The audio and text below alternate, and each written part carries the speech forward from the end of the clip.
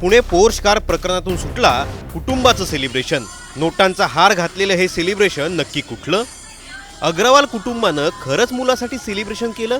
Viral होणाऱ्या video मागचं नक्की तथ्य काय? पुण्यातलं अत्यंत गाजलेलं पोर्शे कार प्रकरण आठवतंय? ते आता आठवण्याचं कारण म्हणजे त्यातल्या आरोपीच्या मस्तवालपणाचा व्हिडिओ सध्या व्हायरल झालाय।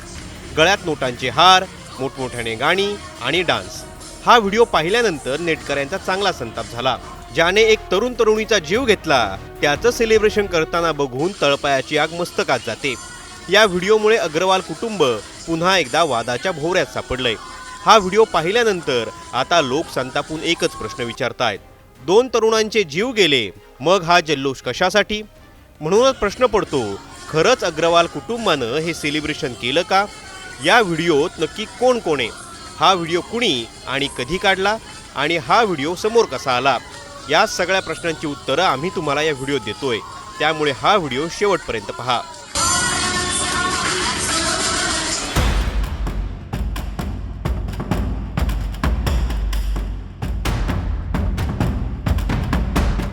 व्हायरल झालेल्या या व्हिडिओमध्ये विशाल अग्रवाल आणि त्यांची पत्नी पार्टीमध्ये डान्स करताना दिसतायत। मुंबई से आया मेरा दोस्त या गाण्यावर दोघेही ठेका धरताना दिसतात।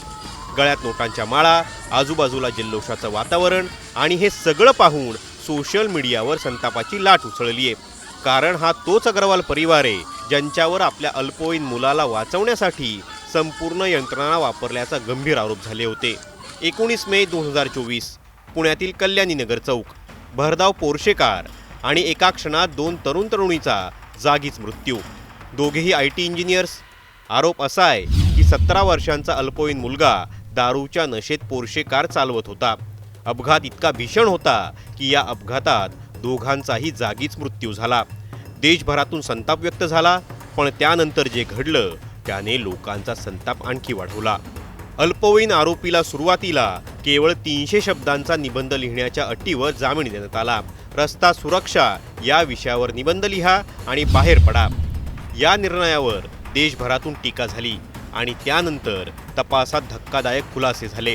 आरोपीचा ब्लड सॅम्पल बदलल्याचा आरोप झाला, जिथे पैशाच्या जोरावर व्यवस्था वाकवण्याचा आरोप झाला, डॉक्टरांना पैसे दिल्याचा आरोप, ड्रायव्हरवर गुन्हा घेण्याचा दबाव आणि मग आरोपीचा पिता विशाल अग्रवाल आणि आजोबांनाही जेलची हवा खावी लागली।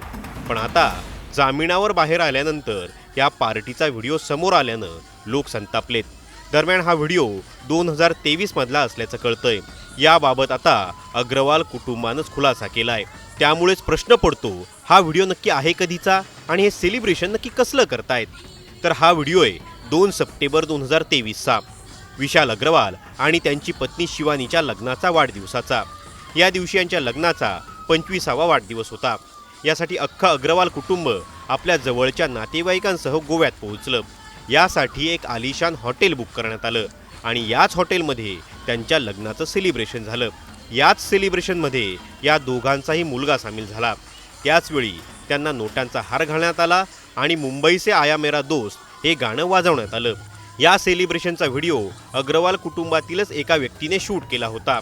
मात्र जेव्हा पोर्शे कार अपघातातील अल्पवयीन मुलाची सुटका झालीये त्याच वेळी हा व्हिडिओ व्हायरल करण्यात आलाय।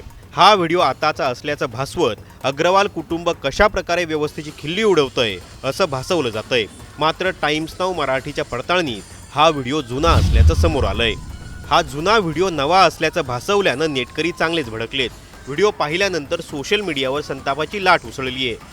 ज्यांच्या घरची 2 मुलं कायमची निघून गेली ते या दुःखातून अजूनही सावरलेले नाहीत।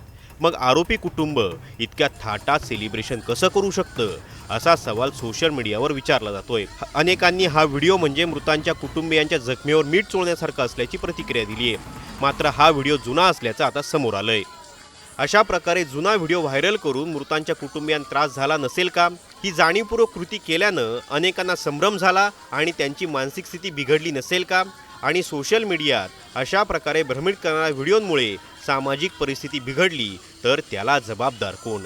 आणि असा भ्रम पसरवणाऱ्या विरोधात काय कारवाई करायला हवी हे आम्हाला कमेंट बॉक्समध्ये नक्की सांगा। आणि अशाच तथ्यपूर्ण व्हिडिओंसाठी टाइम्स नाऊ मराठीला सबस्क्राईब आणि फॉलो करायला विसरू नका।